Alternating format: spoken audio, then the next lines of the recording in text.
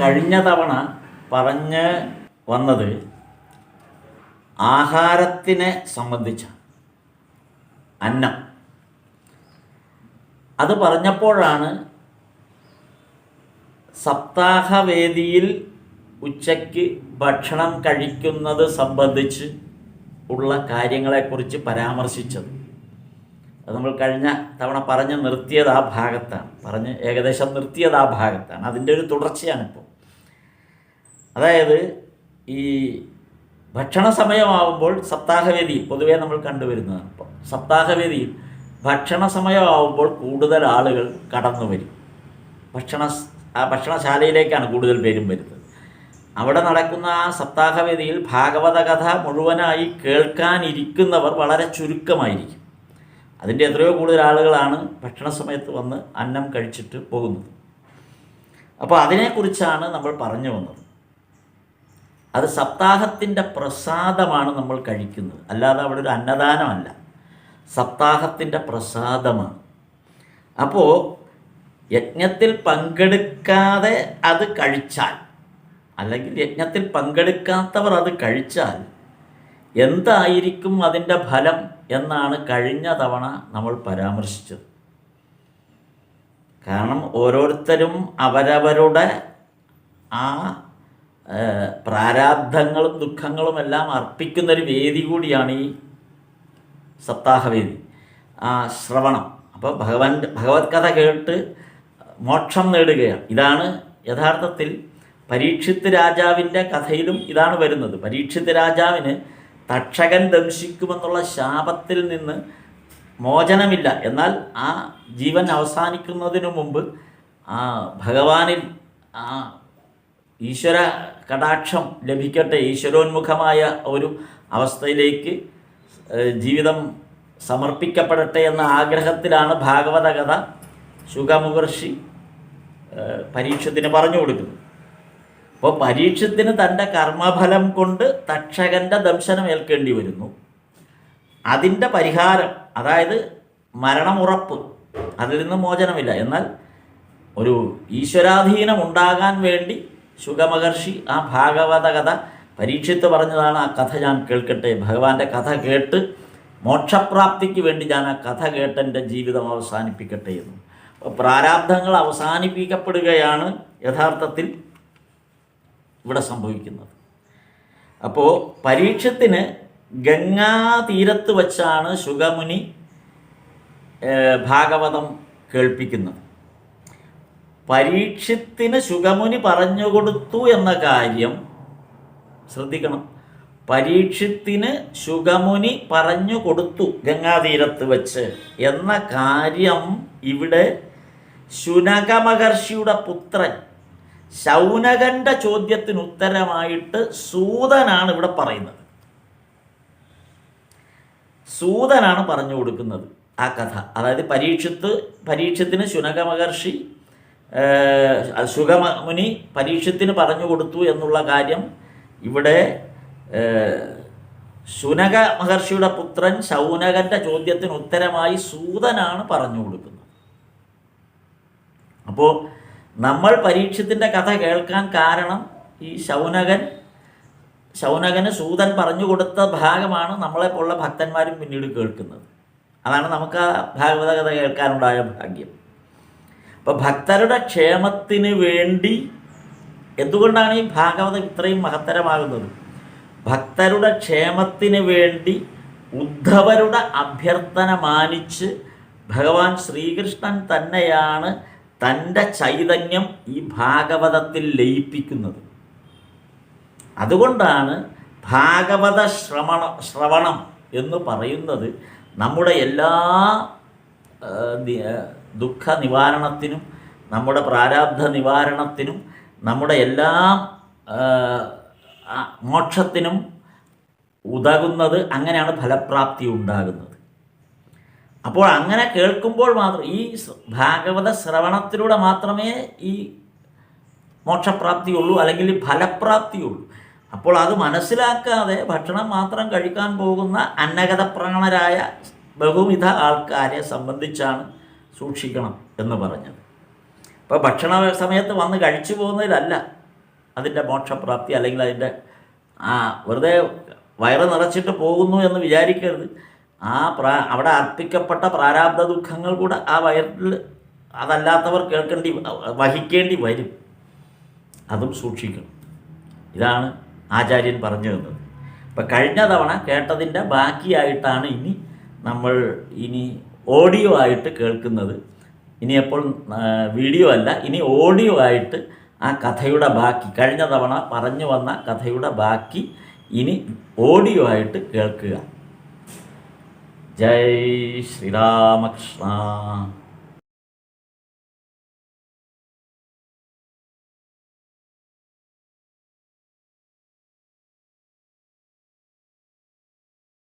അപ്പോൾ ഈ സപ്താഹം അല്ലെങ്കിൽ ഇവിടെ ഇപ്പോൾ ആ പ്രസാദം എന്ന് പറയുന്നത് നമ്മുടെ മുഴുവനും കർമ്മഫലത്തെ ദൂരീകരിച്ച് ഭഗവാൻ അത് പ്രസാദമായിട്ട് നമുക്ക് തരികയാണ്.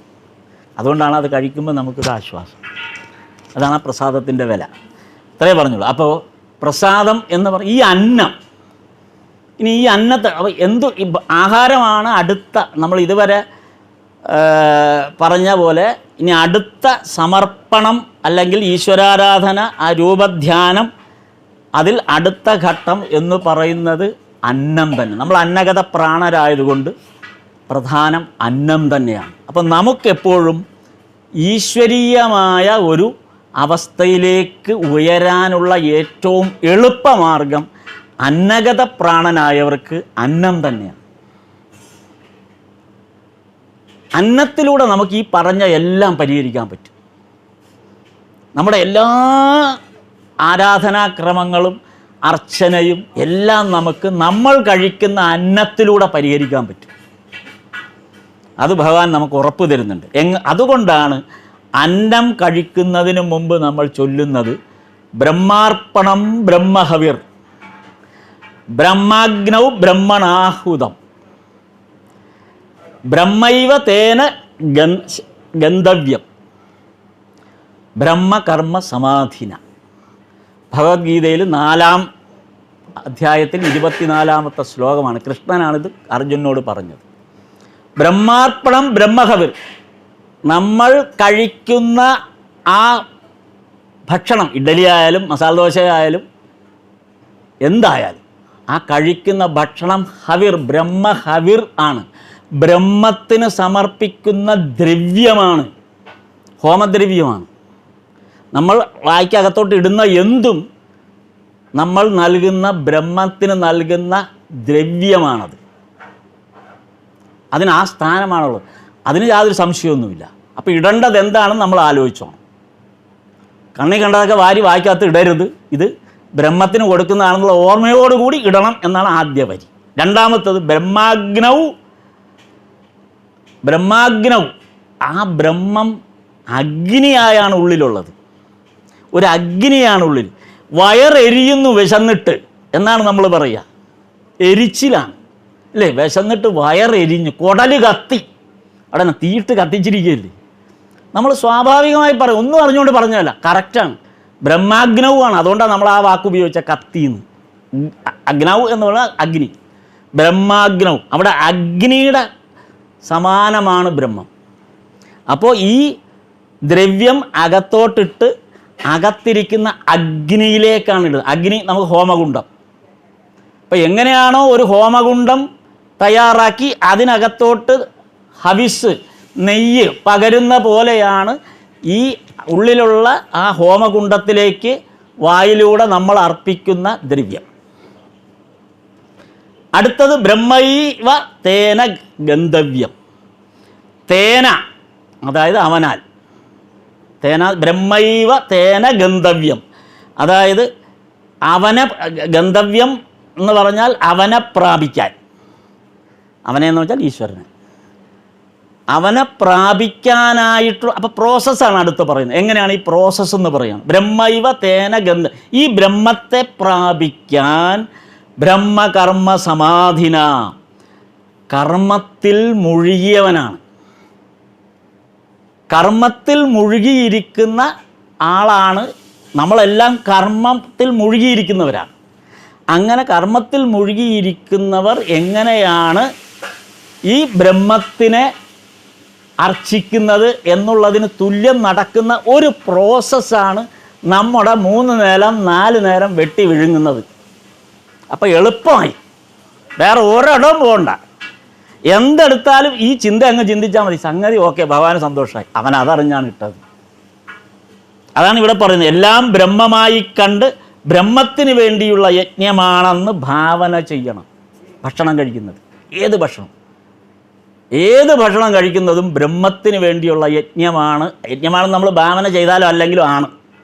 കാര്യം ബ്രഹ്മം ഉണർന്ന അകത്തിരിക്കുന്നത്, അതിന് ബ്രഹ്മത്തിനറിയാം ഇത് യജ്ഞമാണെന്ന്, നമുക്ക് അറിഞ്ഞുകൂടാത്തതുകൊണ്ടാണ് നമ്മൾ ഷവർമ്മയൊക്കെ കഴിക്കാൻ തോന്നുന്നത്, അല്ലെങ്കിൽ ചിക്കനൊക്കെ വെട്ടും, അല്ലെങ്കിൽ അതുപോലെ പല സാധനങ്ങളും കഴിക്കും. എന്തെല്ലാം കഴിച്ചാലും ഈ അകത്തോട്ട് ചെന്നാൽ അത് കറക്റ്റ് ചെയ്ത് സാധനം പുറത്തേക്ക് വിടും. എന്തെങ്കിലും വ്യത്യാസമുണ്ടോ? നിങ്ങൾ കൂടുതൽ കഴിച്ചാലും എന്തൊക്കെ കഴിച്ചാലും ശരി, അതെല്ലാം ഈ ശരീരത്തിനകത്ത് ഈ ചെറിയൊരു ചാണേ ഉള്ളൂ. ആ ഒരു ചാണിനകത്തോട്ട് ചിക്കനായാലും ബീഫായാലും പൊറോട്ടയായാലും ബിരിയാണി ആയാലും സകല സാധനം, ഏത് വിഷം ആയാലും ശരി, ഈ അകത്തോട്ട് ചെല്ലുന്ന സാധനത്തെ ഈ ബ്രഹ്മമാകുന്ന ആ അഗ്നിയിൽ ദഹിപ്പിച്ച് കളയും. അതുകൊണ്ടാണ് നമ്മെ ഇത് ബാധിക്കാത്തത്. പിന്നെ അതിലും അപ്പുറം പോകുന്ന പലതുമാണ് ആംഗലേയ ഭാഷയിൽ കൊളസ്ട്രോളായിട്ടും ഒക്കെ മാറുന്നു എന്ന് പറയുന്നത്. അതിന് പിന്നെ ഗുളിക വേറെ ചെല്ലാണ്ടി വരും. ഏത് ബ്രഹ്മത്തിന് ദഹിപ്പിക്കാൻ കഴിയാത്തതിനെ ദഹിപ്പിക്കാനാണ് നമ്മൾ എന്തിനെ ഉപയോഗിക്കുന്നത്? വേറെ ഗുളിക, വേറെ ഇഞ്ചക്ഷൻ, കെട്ടുകണക്കിന് ഗുളിക 3 നേരം ബ്രഹ്മത്തിന് പറ്റാത്തത് കൊണ്ട്. അപ്പോൾ ഗുളിക കൊടുത്ത് ബ്രഹ്മത്തെ നിലനിർത്തേണ്ടി വരുന്ന ഒരു ഗതികേട് നമുക്ക് ആലോചിച്ചു. അതുകൊണ്ടാണ് ആ പ്രശ്നം വരുന്നത്. അപ്പോൾ ആ യജ്ഞം ഭംഗിയായി നിർവഹിക്കാമെങ്കിൽ, ആഹാരമാകുന്നതൊരു യജ്ഞമാണെന്ന് കണ്ട് നിർവഹിക്കാമെങ്കിൽ ഈ ഈശ്വര സാക്ഷാത്കാരം എന്നുള്ള വഴിയിലാണ് നമ്മൾ അതിൻ്റെ ആ ഒരു മാർഗം. അപ്പോൾ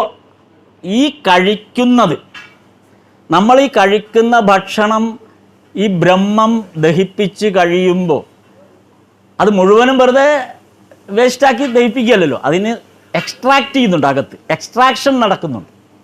അത് ഓരോ ഭാഗത്തേക്ക് ആവശ്യത്തിന് മാറ്റുന്നുണ്ട്. അത് കുറേയൊക്കെ ഈ അന്നത്തിൻ്റെ കുറേ ഭാഗം നമ്മുടെ മനസ്സായിട്ട് മാറും, കുറേ ഭാഗം ബുദ്ധിയായിട്ട് മാറും, ബാക്കിയുള്ളത് പുറത്തു പോകും. അപ്പോൾ അതിൻ്റെ ഏറ്റവും നല്ല വശങ്ങളെല്ലാം മനസ്സായിട്ടും ബുദ്ധിയായിട്ടും മാറും. അപ്പം നമ്മുടെ മനസ്സിൻ്റെ സുഖവും മനസ്സിൻ്റെ സന്തോഷവും മനസ്സിൻ്റെ ആ സ്റ്റെബിലിറ്റിയും നമ്മൾ കഴിക്കുന്ന ഭക്ഷണത്തെ ആശ്രയിച്ചാണ്. സംശയമൊന്നുമില്ല.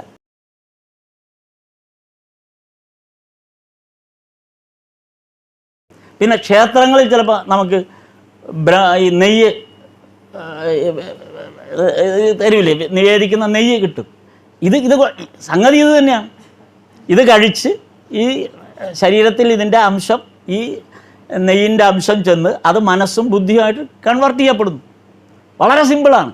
അവിയൽ തിന്നാലും ഇത് സംഭവിക്കും, തോരൻ തിന്നാലും ഇത് സംഭവിക്കും, തൈര് കൂട്ടി ചോറുണ്ടാലും സംഭവിക്കും, ചിക്കൻ കഴിച്ചാലും ഒക്കെ സംഭവിക്കും. മനസ്സും ശരീരവും. അപ്പം ബീഫാണ് കഴിക്കണമെങ്കിൽ മനസ്സ് ബുദ്ധി. ഏത് പോത്തിനെയാണ് കഴിച്ചിരിക്കുന്നത്, അപ്പോൾ മനസ്സ് ഏതായിരിക്കും? പോത്തിൻ്റെ മനസ്സ്. ബുദ്ധി പോത്തിൻ്റെ ബുദ്ധി. സംശയമില്ലല്ലോ, സംശയമില്ല. ചിക്കൻ ഇപ്പം ബ്രോയിലർ ചിക്കനാണല്ലോ കൂടുതൽ, ഒന്നിനും കൊള്ളില്ല, ഇങ്ങനെ ഇരിക്കും, അനങ്ങാൻ വയ്യ. മനസ്സും ബുദ്ധി അങ്ങനെയായി. എന്താണോ കഴിക്കുന്നത് അതാണ് നമ്മുടെ ശരീരവും മനസ്സും ബുദ്ധിയും, നമ്മുടെ രൂപം.